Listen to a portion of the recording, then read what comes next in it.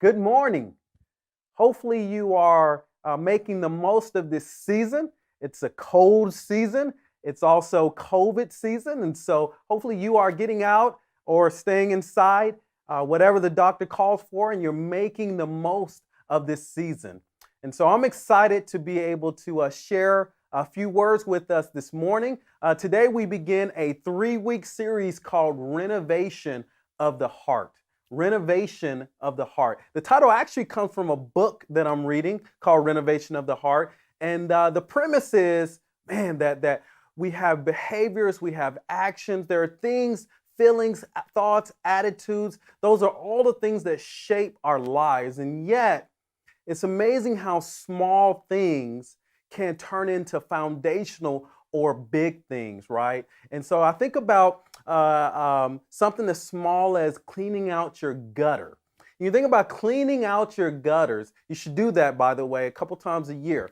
But at our last house that we owned, we had some gutter issues, and previous person didn't clean them out. And what had happened was, over the course of time, because the gutters weren't clean, the rain came over, and there were different points where the rain would actually hit the yard. And rather than just hitting the yard and then hitting the grass, hitting the dirt, and then just kind of washing away, what it ended up doing was blazing a trail back towards the house. And so rather than the house, the dirt sloping away from the house, the dirt began to slope towards the house, and created negative drainage. If you've ever had negative drainage, you know that is not a small issue. And so negative drainage could actually lead to foundational problems. And so when you have foundational problems, man, your house begins to be compromised. And so and we're talking big money, big issues when your house and your structure is being compromised. So what started as something small, cleaning a few leaves out of the gutter, actually potentially became a huge issue, a huge concern, where we had foundational issues at our home. You think about that, and the same thing applies for us spiritually. There are times in life where something small could lead to and impact us in a major way. And so I think about, let me give you an example from my personal life. Oftentimes I'm coming home, and I think about one time in particular where Kim was making dinner. So I walk into the house, and she's cutting up some strawberries. And so when she cuts up strawberries, she actually cuts off the top, because who likes the top of the strawberry with the leaf and all that good stuff? And she proceeds to throw away the top. So I come in and I see her cutting up strawberries, and I'm watching her. She cuts off each of the top. She puts them to the side, and then she throws them in the trash. I see that, and I'm like, what are you doing? What an incredible waste. All of those strawberry tops along with the leaves, and you're taking them and you're throwing away. Man, it's like half of the strawberry being thrown away. It's not really that much, but it felt like it. It seemed like all the strawberries being wasted. And I'm thinking, man, what could you use those strawberry tops for? Oatmeal, cereal, ice cream. I mean, all kinds of things you can use those strawberry tops for. And the problem with that is, that's not the only area. I'm talking with Kim about these strawberry tops, and the thing that's floating through my mind is efficiency and how much money we're wasting. And I'm neglecting to really acknowledge all the time that she spent in the kitchen, cooking, preparing a meal. She's gone to Walmart, which she absolutely hates to do, and shop for hours to get the perfect strawberries and all I can think about and all I acknowledge and communicate to her is the strawberry tops and wasting time and or wasting efficiency on throwing away these strawberries. I wish I can tell you that that's the only area in which this happens. Unfortunately, this happens, this is a regular conversation in our house. And the problem is, I think this way, and it can be overwhelming and tedious and inconsiderate to her because I'm so focused on efficiency and saving money that I fail to acknowledge her and value her and the time that she spent. And all I can think about is, man, she could be doing the decisions she's making and the choices she's making and the different choices that she could make in order to save us money. Now, when I think about this, the problem isn't what I'm saying. Oh, actually, it is. The problem is what I'm saying. But even more so, the problem is what's ruling my heart. Now, I've tried to change this, and I've tried to bite my tongue, and I've tried to express appreciation and all those different things, but it just doesn't seem to change. And when I evaluate why it doesn't change, I come to this conclusion. Being efficient and saving money is ruling my heart. You see, that becomes a ruling and dominating force in my heart. I'm thinking about how much money we can save and I'm thinking about how to be efficient. And that is a dominating and controlling thought that I then pass on to Kim and the rest of the girls. Efficiency and saving money ruling my heart. Now, if you ask me, I say, man, no, God rules my heart, but my actions and my feelings tell a little bit different story. What rules the heart? Well, friends, we call that worship. Maybe you can relate.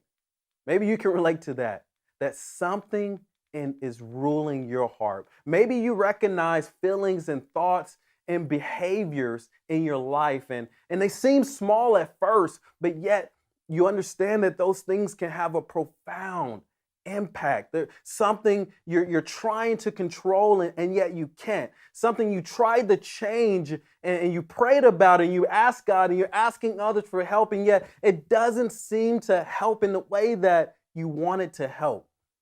Maybe you feel apathy or hurt, or you're struggling with smoking or yelling. There's moodiness or there's flirtation or whatever it is. You see these behaviors, these feelings, these attitudes, and you feel stuck. You can't seem to change. You can't seem to shake the negativity. The sense of discouragement begins to set in, and you've lost hope. We tend to try to focus on our actions and our feelings and our behaviors. But yet, what's really going on is we have to get in there and deal with what's ruling our hearts, our worship. How do we change? How do we move forward in this? We got to address our worship. You see, affection decides direction. Affection decides direction. Where I direct my affection decides the direction of my attitudes, the direction of my thoughts, the direction of my actions, and ultimately the direction of my life. If I want to change these behaviors, or I want to really make true and lasting transformation in my life, it begins with what is ruling my heart and understanding that I have to direct my affection at Jesus. I'm reading a book called 14 Gospel Principles that can radically change your life, that can radically change your family. It's a great book, by the way. I encourage you to pick it up and read it. And I wanted to read to you a couple of quotes here that I believe will be helpful in kind of directing our conversation about worship this morning. First quote, what do We do what we do because of what we worship. Change is not about behavior management, but about worship realignment. Oh, when I read that, it cuts to the heart. You know, when I look at our life and our behaviors, life is not about behavior management, but it really and truly is about worship realignment. What we worship is foundational. When we worship, what we worship, it has an effect on every aspect of our lives. When our worship is broken, everything else is broken, including our thinking and our feeling and our attitude. Our whole paradigm shifts and begins to be off center, off target if our worship isn't directed at Jesus. Worship is about our deepest commitments. It's about the cravings of our heart. It's about where we look for life, for contentment, for satisfaction, for identity, for belonging. These are huge things. And our worship affects each of these aspects of our lives. The meaning, our sense of purpose, our sense of peace and security, our identity, all of those things are affected by our worship. Worship is what is ruling our hearts. Affection decides direction. This is a big topic.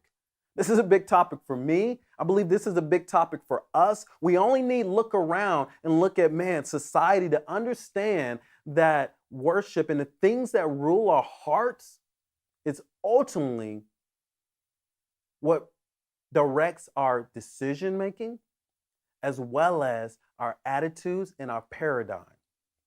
And I mentioned that this is a big topic, and because this is a big topic, I believe that God has something to say about it. Now, the reality is God has something to say about every aspect of our lives. But let's go to God's word this morning and look at Exodus chapter 20, where I believe we can learn some different things that are going to help shape and focus our worship, what is ruling our hearts this morning.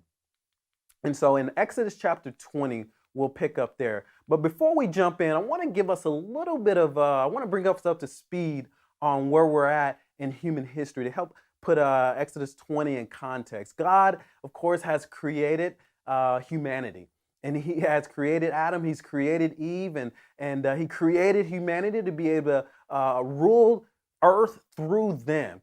And he wanted to rule earth through humans, but with the understanding that we would trust and we would trust in him, we would trust in God, but we would also trust in his wisdom for how we should live.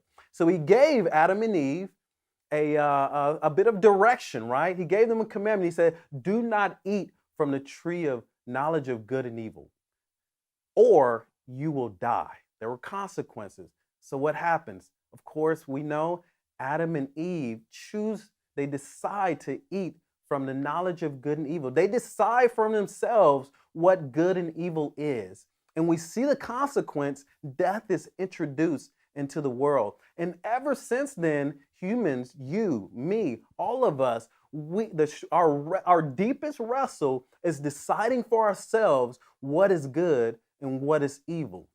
And the consequence of that is we're not connected to God.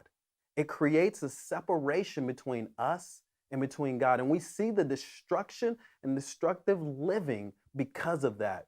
So this cycle has continued for thousands of years. And it takes us to Exodus chapter 20, where God is trying to work out this amazing plan to restore humanity back to that of the garden, where his people would follow him and worship him and trust him in the true sense. And so we pick up in Exodus chapter 20. I'll begin reading in verse 1. And God spoke all of these words. I am the Lord your God, who brought you out of Egypt and out of the land of slavery. You shall have no other gods before me. You shall not make for yourself an image in the form of anything in heaven above, or on earth beneath, or in the waters below. We see here the first two of God's 10 commandments that he gives Moses.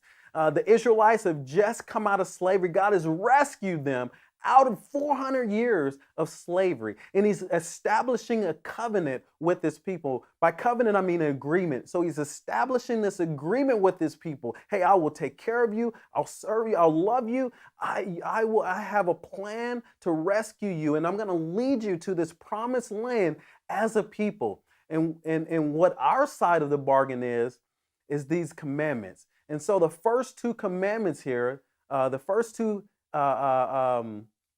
commandments, worship God. He starts, worship no other God. What is he saying there? He's, let no one else rule your heart but me. Let God and God alone rule your heart. And then the second commandment, there should be no other idols. Be my image bearers. He's already created for himself an idol, which is you and me. We are created in God's image. Therefore, we ought to worship him. We ought to follow and trust him and not create any other idols. You look at all the rest of the commandments and they hinge on these two. They're, in a sense, ways in which we can allow God to rule our heart. Do not misuse God's name. Remember this Sabbath.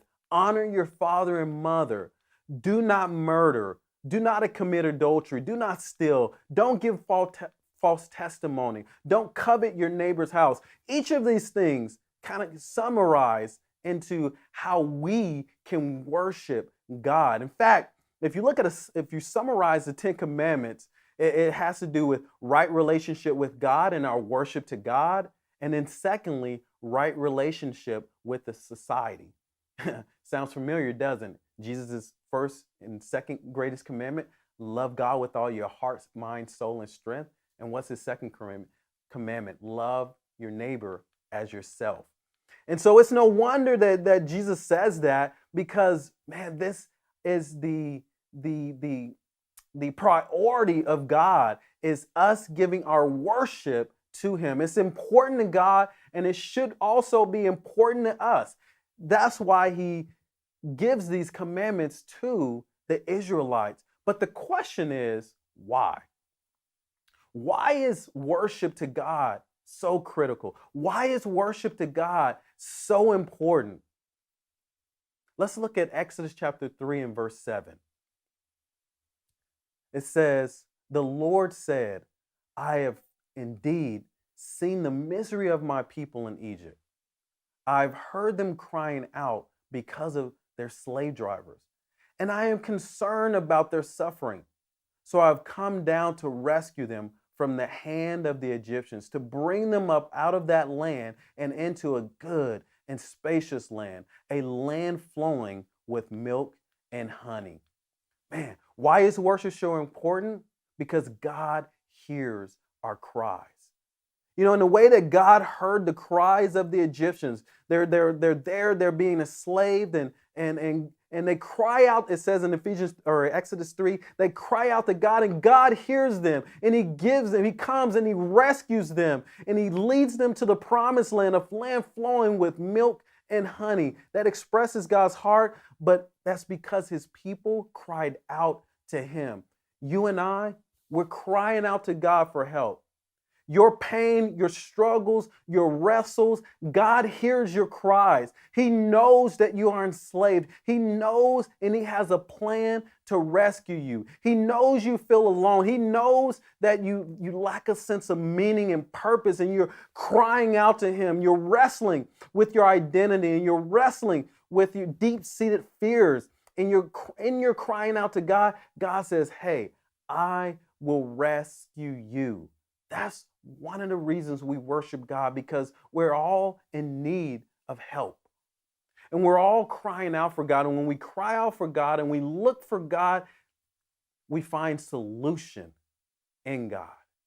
When we cry out to God and we look for God for the solution, man, we're able to get the type of help that we really need.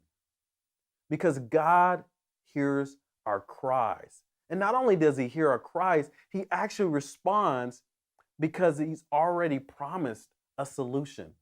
In Genesis chapter 12 and verse 1 through 3, we read, "The Lord said to Abram, go from your country, your people, and your father's household to a land I will show you.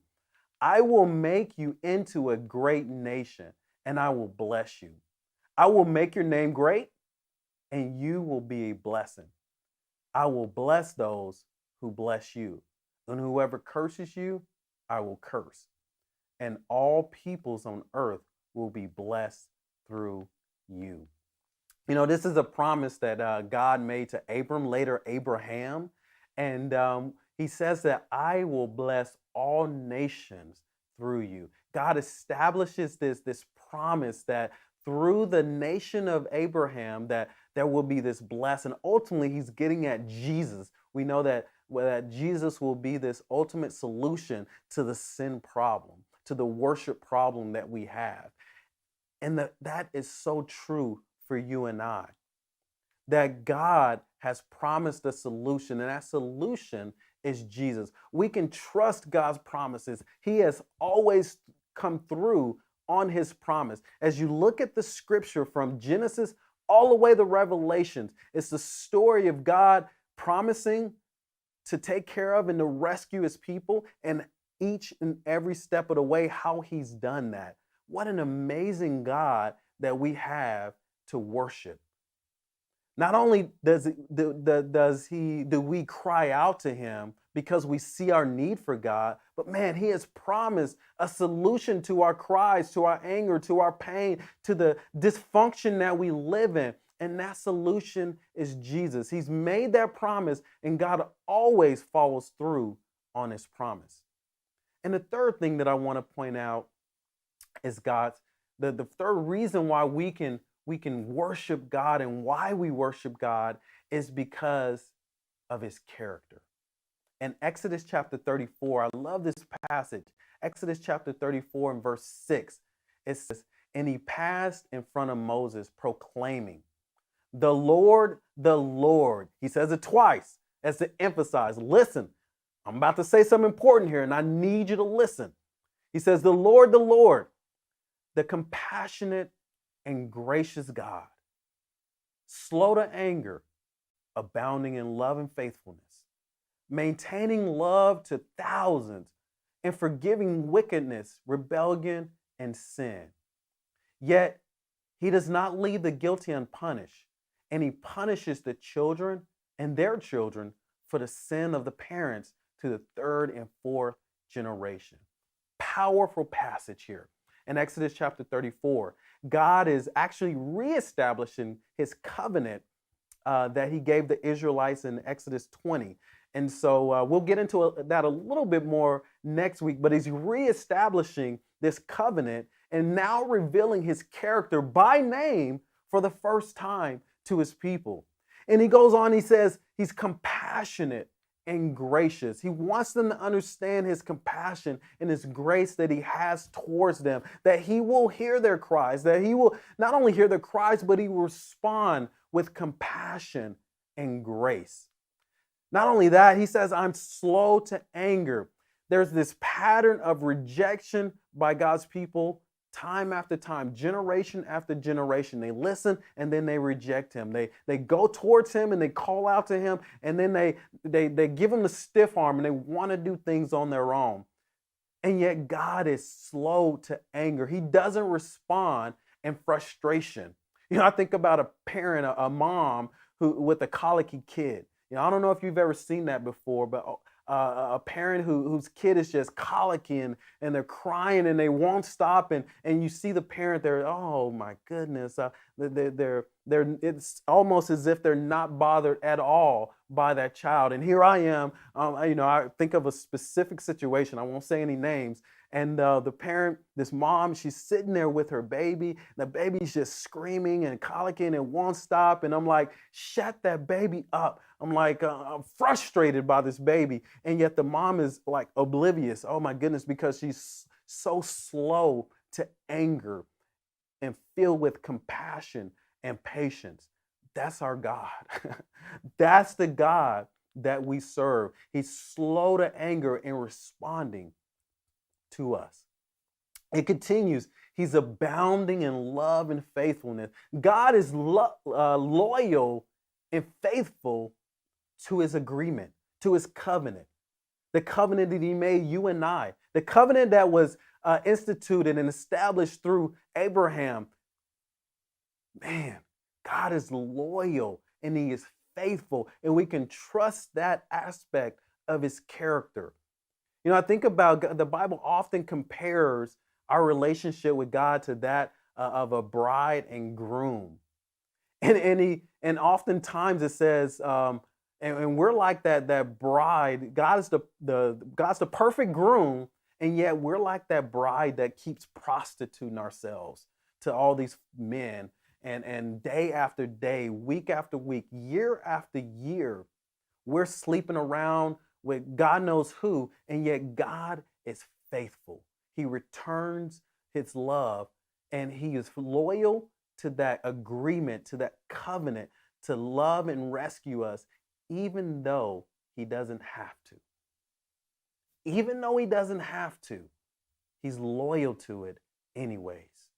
It says he maintains love to the thousand. God loves those who give him rule. Not only do we love those, but he will bless the generations to follow.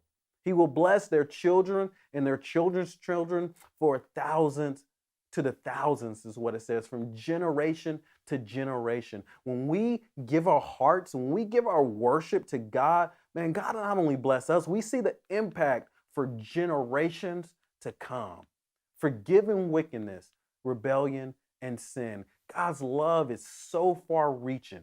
We see that not only in the Israelites throughout the scripture, but I bet you open your eyes and you see that in the people around you. I'm sure that you see that even in your own life. And yet he closes this verse with, he will not leave the guilty unpunished. You know, his love to the thousands can be compared to this aspect of the verse where he says he will not leave the guilty unpunished. God is just. God is jealous. And I'm going to go into that again a little bit more next week. But he's not talking about a schoolgirl kind of jealousy or this husband that's just inappropriately jealous. No, he's saying, man, I and me alone am deserving of your devotion. Man, God is just. God is jealous. He and he alone is worthy of our devotion. And those are just a few of the reasons that we give our worship to God, because his character is deserving of it. It's because he and he alone hears our cries, and he has promised a solution through Jesus to rescue us. What an amazing God we serve. That's why God should rule your marriage. That's why God should rule and determine the purpose for your life. That's why God and God alone deserves control of your plans. That's why God deserves our obedience. You know, I want you to think about the person in your office or your neighbor, that person you're close to, and that person that's quick to forgive. They're compassionate, they're loving, they're gracious. Man, don't you just love and want to be around that type of person? I mean, of course you do. Everybody does. Everybody wants to be around that person. That person is God. That's God. That's God. He's compassionate. He's the person that we want to be around. Why wouldn't we want to worship him and give him rule and reign of our lives and allow him to direct our affection, to allow God and God alone to determine and decide the details of our lives? God is infinitely wise and deserves control of our lives. He and he alone can do a good job at leading us to the promised land. He'll do a far better job, has done, and will 100% of the time do a far better job than we will do in leading our lives. God is amazing. And God calls us to relinquish control and give him complete and undivided devotion of our lives. So if God is so amazing, what's the problem? Why do we struggle? Why is it so difficult to give God complete devotion, to give God absolute rule of our lives? What are the barriers? Well, the first one I see in myself and I see in us is that we don't trust. It's difficult, and the fact that the reality is we don't trust God. We don't trust Him to do a better job than ourselves. We want control. We are control freaks, just like Adam and Eve. You know, in the way that they define good and evil for themselves, we can do the exact same thing. We want to define good and evil for ourselves. Yes, we say we love you, God, and we give Him trust. We say that with our mouths, but I see in my life, my actions don't always show that. My actions tell a different story. My behaviors and my feelings, my thoughts and my attitudes say something a little bit different than what my words say. You know, I think about parenting. Parenting is one of those things that it demonstrates like none other where our true worship lies.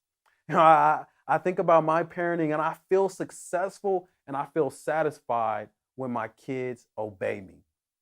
I feel at peace when they do what I say. When I tell them to clean up and they clean up, oh man, that brings me peace. That brings satisfaction and fulfillment to my heart. Why? Because I'm a control freak. You know, my relationship with my kids, it's less about them knowing God and them seeing their need for God and them admitting their lostness. It's less about connection than it ought to be, if I'm being honest and I'm being real. And it actually becomes more about control, me controlling them doing what I say. Now, I wouldn't say that if you asked me, oh yeah, my kids about, hey, helping them become a Christian. But the reality is, if you judge it by my responses to them, parenting is a lot about me controlling them. How do I know that? I look at my responses and I see frustration rather than grace. I see a whole lot of correction rather than seeking connection. I see them trying to make them obey me rather than understanding that we're in the same boat, that we're both sinners and we're journeying towards God together. Yes, I have some things to impart upon you. Yes, God calls you to obey me in a way that you ought to obey God. However, or obeying me is an example or or an example of obeying God. However, I'm not God, and I shouldn't put myself in God's seat. And so often I do. When God rules my heart, you know what that means? That means I'm not in control.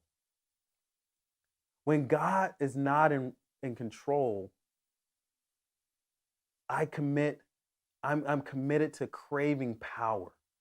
I commit and I crave control. I'm committed and I crave lustful desires. I crave success. I crave commitment and peace. You know, those can be good things. However, they're not God. You see, some of the things that I ought to crave are things I ought to crave God, and yet what I tend to crave are the things that God can provide. I ought to be craving God, and when I crave God, when I desire, when I'm deeply committed and I crave to worship God, God will give me peace. God will give me satisfaction. God will provide a rescuing out of the dysfunction in my life. The problem is I tend to worship those God created things and those blessings of God. I don't know if you can relate to that, but I'm just being honest. That's where I can be. And if I look around, honestly, I see that that's what our society does. You look at society and you see that's what it boils down to, a decision to disregard God's rule and God's wisdom. That's why there's inequality and racism. You have individuals that put themselves at the top and put others down and treat others as less than human. That's why we have broken families, because God no longer rules. God's no longer at the centerpiece of what it means to be a family. And we begin to define for ourselves and make decisions that have a drastic effect on the family unit. That's why we have poverty. You have cultures and individuals who look to their own interests and not to God. That's not God's plan. If we did things according to God's wisdom, man, the world would look, we would look, our communities will look a whole lot different. But the reality is, we tend to put our own selves above God. And we lack and forget to give Him the control that He deserves. If Jesus rules our heart, that means we don't. If Jesus is ruling our hearts, our lives, our actions, you know what? That means that we don't have control. That means we don't know what's best for our lives. That means we relinquish and give Him complete control because we trust His wisdom rather than our own. When I think about a definition of worship, worship is more than just what we do at church. Worship is more than a religious term. It's actually a human term. It's a human condition, a human function. It's something that we're all created, whether we like it or not, whether we know it or not. We're all created to worship something. And ultimately, we're created to worship God. But yet the problem is we give our deepest commitments, our cravings of our heart to those things that are less than. We look for satisfaction in all the wrong places. But the fact is, the reality is, everything we do is driven by our worship, whether we know it or not. It's a foundational truth. It's a foundational commitment to give Jesus and Jesus alone the affection, the deepest affection of our heart. As we close, I want to ask us to evaluate. I wanted to ask us to evaluate, where are we directing our affection of our heart? I want you to look at your own heart and ask yourself, where are you directing the affection of your heart? Where do you need to relinquish control today? You're crying out to God in some way, and Jesus is there to rescue you. But you have to give Him the opportunity to do that. You got to lay down control, lay down your life, and allow Him, being Jesus, to rule your heart. You can trust His promises because you can trust His character. God and God alone deserves your deepest commitments and your deepest cravings. Let's not give that trust to something or to someone less than. Only God is qualified to rule His creation. Now, I have a challenge for us this morning, a dare, if you will. The challenge for us is to begin each day by reflecting on God's character this week. You know, Exodus 34 is a perfect passage as you begin your day to spend some time in the morning reflecting on the character of God, God's compassion and His grace, God being slow to anger, God abounding in His love and faithfulness. God, it says that He maintains love to the thousands.